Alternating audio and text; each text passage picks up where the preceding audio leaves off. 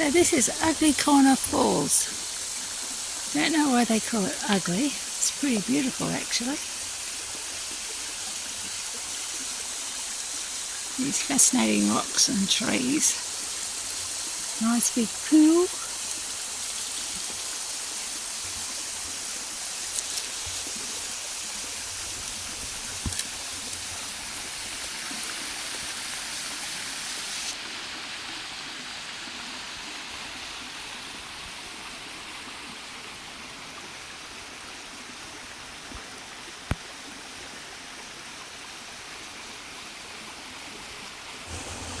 This is after a very dry summer, so I'm surprised there's still some water running.